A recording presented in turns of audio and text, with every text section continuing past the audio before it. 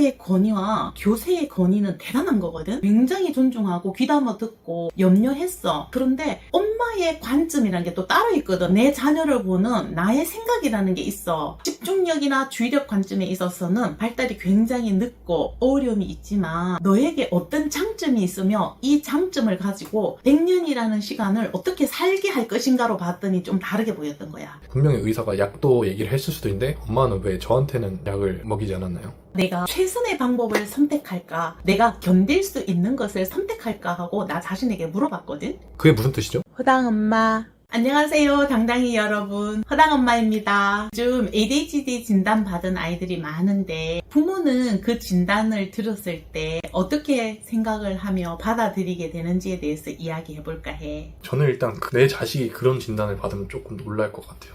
안 받아들이고 싶을 것 같아요. 엄마도 그랬던 것 같은데. 그러게. 엄마는 어땠어요?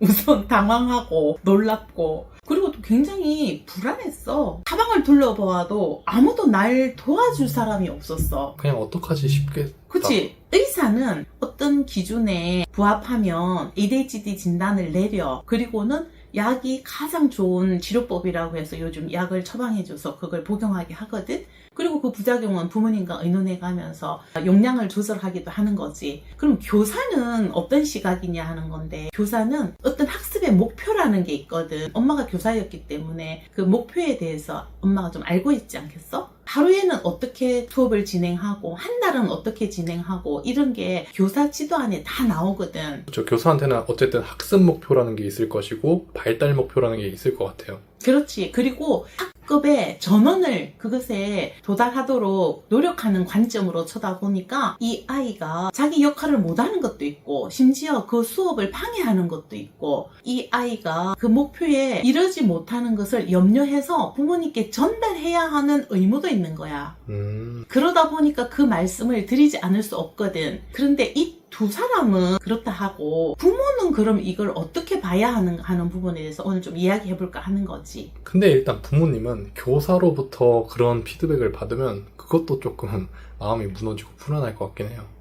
의사의 권위와 교세의 권위는 대단한 거거든. 그걸 존중을 해주긴 해야죠. 그렇지. 그리고 엄마도 이것을 무시하진 않았어. 굉장히 존중하고 귀담아 듣고 염려했어. 그런데 엄마의 관점이라는 게 또 따로 있거든. 내 자녀를 보는 나의 생각이라는 게 있어. 나의 교수님은 그 말씀을 하시더라고. 교사의 경험을 가진 엄마였기 때문에 그런 시각을 본 것도 있는 것 같아라고 하셨는데, 그때는 내가 그 말씀이 뭔지 잘 몰랐는데 지금 생각하니까 나의 교수님의 그 말씀이 또 중요한 것 같아.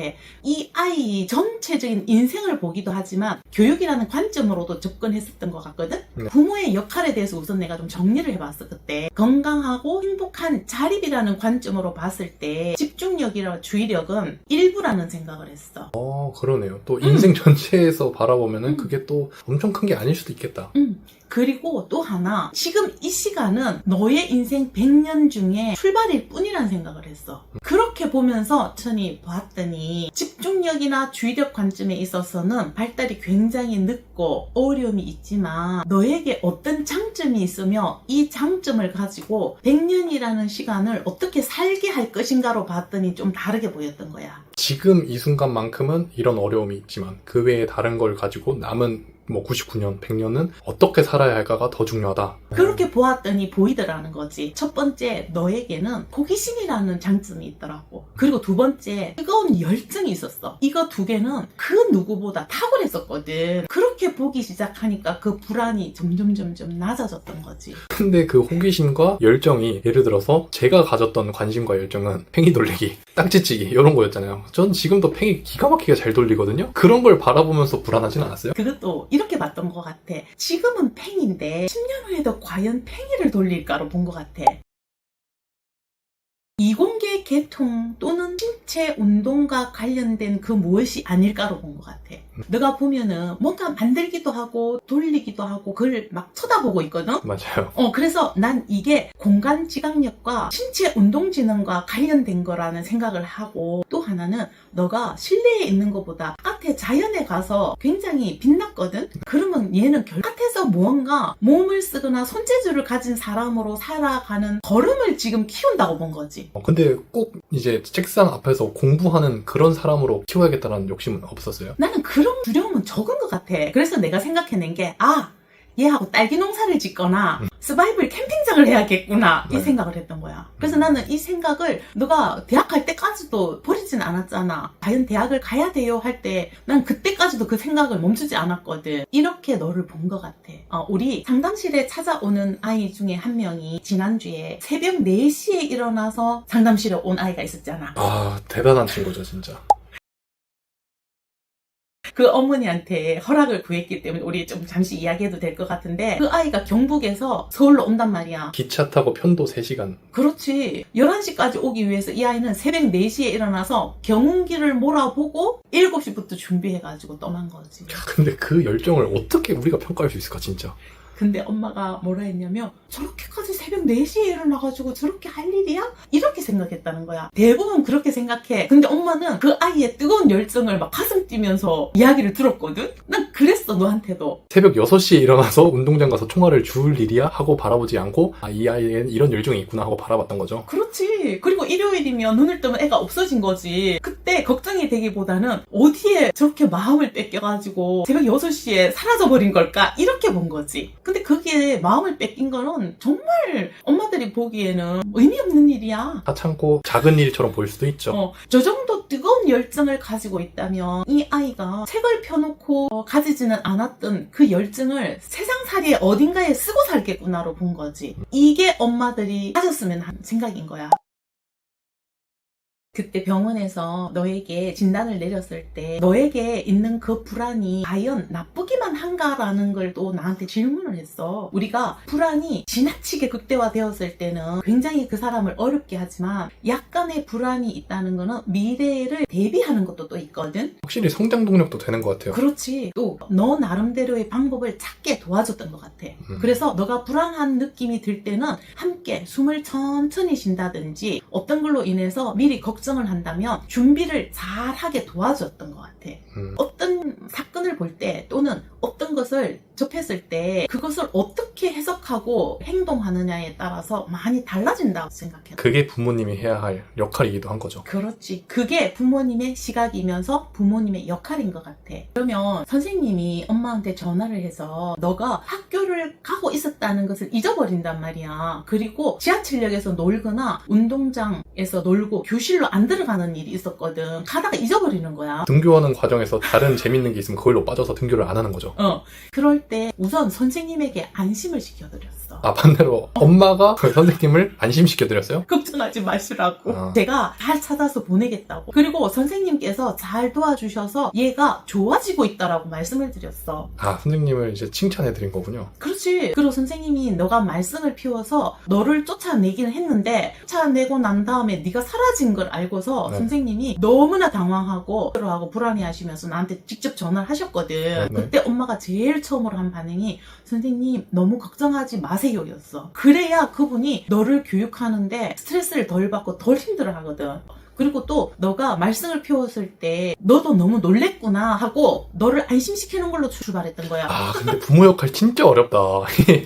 양쪽에 그거를 잘 조율해야 되는 거네. 그렇지. 생각해봐. 선생님이 너무 놀라워하면서 너 어디 갔다 왔냐고 막 이러는데 넌 얼마나 불안했겠냐고. 그렇게 없어진 너 때문에 선생님은 또 얼마나 불안했겠냐고. 그걸 진정시키는 게 엄마의 역할이라고 난 생각을 했던 거야. 네가 왜 그렇게 했는지를 살펴봤더니 호기심이 더 강렬했던 거야. 그래서 설명을 잘 해줬어. 그 호기심은 귀한 거야. 그렇지만 너가 이런 행동을 했을 때 선생님이 굉장히 힘이 들고 너를 교육할 때 어렵다라는 걸 잘 설명했어. 이거 생각난다. 이런 거를 꼭 같이 설명해줬던 것 같아. 선생님이 날 걱정할지 엄마가 날 걱정할지 모르지. 근데 이렇게 하면은 엄마나 선생님이 걱정할 수 있어서 그거는 좀 지양해야 된다. 이런 식으로 잘 풀어서 설명을 해주면 내가 맞네. 그럴 수도 있겠다. 이렇게 생각했던 것 같아요. 그 뒤에 어떤 일이 일어날 건가에 대한 생각을 아예 잊어버리더라고. 그런데 너가 그때는 또 잘 알아듣는다 설명을 하면 저는 하나 설명해주면 잘 알아들어요. 문제는 며칠 있으면 또 잊어버린다. 그러네. 그 순간만. 그 순간만 이해를 굉장히 잘하고 아 그렇구나 하는 표정이야. 눈빛도 굉장히 잘 알아들어. 그런데 며칠 있다가 이 사실을 까마득하게 잊어버리고 지나가던 그 무엇인가에 정신이 또 팔려버리는 거지. 그렇게 해서 계속해서 키웠는데 이게 보통은 다른 아이보다 5년이 늦단 말이야. 엄마가 너를 귀하게 생각한 거는 뜨거운 열정이었거든. 언젠가는 사회에 어디선가 뜨거운 열정을 가지고 살 거라고 생각을 했어. 그리고 난 다음에 그 열정이 잠잠히 잠재워진 때가 있었어. 중학교나 고등학교 가면 당장 중간고사, 기말고사, 대학 입시를 준비해야 되잖아. 너의 열정을 마지막으로 본 게 중2 때였거든? 그때 너가 샤프 펜슬을 만드는 거에 빠졌었어. 맞네. 라이터 같은 거 분해해가지고 거기서 샤프 끼워놓고 샤프로 만들고 그랬었다. 전체적으로 막혀있는 통이 있으면 다 샤프 펜슬을 만들었어. 그걸 뚫어서. 그렇지. 그러니까 풀통. 맞다. 풀통도 있었고 뭐 많았는데. 약통. 심지어는 과자 상자. 할 것 없이 막힌 거는 다 샤프 펜슬로 만들었거든. 맞다. 그 이후로는 그런 모습을 못 봤어. 근데 지금 생각해보면 그 중학생이 하고 놀 일은 아니긴 한데. 그렇지. 네. 지금 너가 딱지치기, 팽이 돌리기, 샤프 펜슬 대신에 요새 빠져있는 게 하나 있더라고. 뭐지? 요새 애들 교재 만드는 데 빠져있잖아. 아, 맞아요. 그건 재밌지. 그래. 너가 밤새워 아이들 교재를 만들면서 옛날에 그 뜨거운 열정을 다시 보이고 있더라고. 그건 맞아요. 이제 제 입으로 뭔가 유난 떠는 것 같아서 말하기 좀 뭐하지만 진짜 새벽까지도 만드는 게 재밌고 어떻게 하면 더 잘 가르쳐 줄 수 있을까? 어떻게 하면 더 얘네를 정말 효율적으로 이해시킬 수 있을까를 계속 끊임없이 고민하는 것 같아요.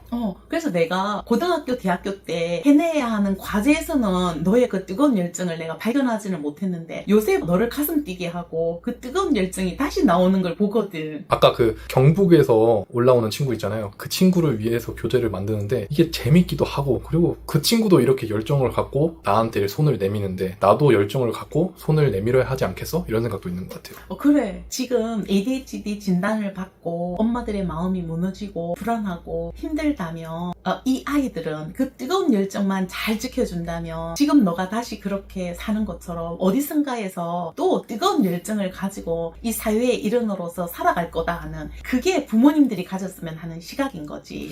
근데 회사 일은 왜 이렇게 재미가 없을까요? 너를 가슴 뛰게 하지 못하는 거지. 아마 제가 평생 안고 가야 할 숙제가 되지 않을까 싶긴 하네요. 그게 뭐냐면 하고 싶은 일과 해야 하는 일에 대한 차이가 커서 그래. 그 친구를 위해서 교재를 밤새워 만드는 거는 네가 하고 싶은 일이고 회사 일은 해야 하는 일이라서 그래. 우리 아이들도 그래. 자기가 하고 싶어 하는 일은 그렇게 뜨거운 열정을 가지고 있는데 학교 공부는 해야 하는 일이라서 이 아이들이 그 차이가 크단 말이야. 이렇게 비교해서 놓고 보니까 완전 똑같은 상황이네. 그렇지. 그걸 엄마는 마음 아파하고 그리고 그 아이들에게 그 뜨거운 열정이 사라지지 않게 하면서 해야 하는 그 시간을 어떻게 견디게 하고 그 해야 하는 것을 조금이라도 하고 싶은 일로 바꿀까 하는 게 엄마 상담의 출발이 되는 거지. 근데 엄마 ADHD가 의심된다는 그런 얘기를 들었을 때 분명히 의사가 약도 얘기를 했을 수도 있는데 엄마는 왜 저한테는 약을 먹이지 않았나요? 내가 최선의 방법을 선택할까, 내가 견딜 수 있는 것을 선택할까 하고 나 자신에게 물어봤거든. 그게 무슨 뜻이죠? 약을 먹여서 너를 분리불안도 도와주고 ADHD도 도와줘서 학교 수업을 잘하게 하는 것은 의사가 권하는 최선이었어. 그런데 그 이면에는 그 약의 부작용으로 인한 것도 있단 말이야. 무조건 부작용이 생기는 건 아니지만 말 그대로 물음표인 거지. 그렇지. 그랬을 때 그 부작용을 내가 도와줄 수 있을까라는 걸 질문했을 때 그 부작용 또한 의사의 손에 맡겨야 하는 거야. 그런데 내가 견딜 수 있는 것을 선택했단 말은 뭐냐면 너가 문제를 일으키고 어떤 면에서는 말썽을 일으키는 것을 내가 견뎌야 하는 나의 주도성이란 말이야. 그게 더 견디기가 쉬웠던 거지. 만약에 부작용이 생기면 엄마가 어떻게 해줄 수 있는 게 없는데 약을 안 먹고 ADHD 어떤 그런 증상으로 인해서 사고를 친다거나 특별한 일이 생기면 주체적으로 할 수 있는 일이라고 생각을 했던 거죠. 그게 엄마가 어쩌면 ADHD라서 그런 생각을 했을 수도 있어. 이건 진짜 말 그대로 부모의 역할을 다 하겠다는 어떤 엄마의 신념과 책임이네요. 그렇지. 그런데 이것을 못 해낸다면 의사가 권하는 약을 먹였을 거고 정기적으로 병원에 가서 너를 치료를 했을 거야. 근데 그건 이미 내 손을 떠나는 거기 때문에 나는 그건 나답지 않는 결정인 거지. 그 책임도 내가 지겠다고 생각을 했던 거지. 그래서 나는 딸기 농사하고 서바이벌 캠핑장까지 생각을 했던 거지. 오늘도 자녀 교육에 엄마와 같은 시각을 가진 부모님들도 계시잖아. 모든 것은 그 부모님께서 선택하는 것 같아. 의사와 함께 최선의 것을 계속 선택할지 아니면 엄마처럼 내가 견딜 만한 것을 선택해서 그것을 견딜지는 후회를 남기지 않는 선택을 하면 되는 것 같아. 그럼 엄마는 그 선택에 후회를 하시나요? 의사가 말하는 것처럼 분리불안도 조금 해결을 하고 주의력에 관한 부분도 도움을 받아서 너가 의사가 되었거나 아니면 이공계 공학자가 되었거나 그런 것을 했더라면 그게 가능했을까라고 물어봤거든? 저는 제가 봐도 그건 아닌 것 같은데요? 제가 어떻게 의사 선생님이 되고 뭐 대단한 공학자가 그런데 엄마가 답을 하나 얻었어. 뭐예요? 나는 그때 내가 견딜 수 있는 것을 선택했기 때문에 결과는 어쩌면 더 안 좋게 나왔을 수도 있어. 그건 물음표야. 네. 그런데 지금보다 더 행복한 사람 또는 지금보다 더 자기 주도적으로 사는 사람으로 내가 키우지는 못했을 것 같다라는 답은 얻었어. 그건 맞는 것 같아요. 그래서 엄마는 후회는 전혀 없는 거지. 수렴적 사고라는 건 항상 최고의 결과를 낼 수 있는 방법을 선택하는 거고 관습을 따르는 거라는 거는 기존의 방식대로 하는 거란 말이야. ADHD 아이들이나 ADHD 성인들은 또 다른 건 없을까라고 질문하는 그런 게 있거든. 그래서 엄마는 지금도 그래. 꼭 저 방법만이 전부일까? 다른 건 없을까로 항상 접근을 하는 것 같거든. 그래서 엄마가 지금도 그런 일을 하고 있는 것 같아. 맞지 않아? 맞는 것 같아요. 저는 그런 접근이 되게 좋은 것 같아요. 저는 수학 공부할 때도 이렇게 푸는 방법밖에 없을까? 다른 방법으로 푸는 건 없을까를 그게 재밌으니까 그냥 그러고 놀았던 것 같아요. 그렇게 문제를 접근했던 것 같아요. 그래서 더 좋은 답을 찾기도 했었는데 그것처럼 부모님들도 새로운 관점에서도 생각해 보시면 좋을 것 같아요. 이게 모든 사람에게 정답은 아니야. 허당 엄마. 오늘은 정답은 아니지만 부모님이 ADHD 진단을 받은 자녀를 어떻게 그 진단을 받아들이면서 어떤 삶을 살게 해야 할까 하는 부분으로 우리가 접근을 해봤어. 지금 비록 ADHD 진단을 받았지만 부모님이 조금 다양한 시각으로 자녀를 바라봐주고 너에게 내가 호기심과 열정을 찾아내듯이 부모님이 내 자녀에게 있는 장점, 강점, 빛나는 게 무엇일까 하는 시각으로 접근을 한다면 그 자녀만의 색깔을 가진 빛나는 또 사회에서 역할을 잘하는 사람으로 성장시킬 수 있지 않을까? 지금까지 말한 흐당 엄마의 의견에 공감하는 부분이 있으시면 구독과 좋아요 부탁합니다.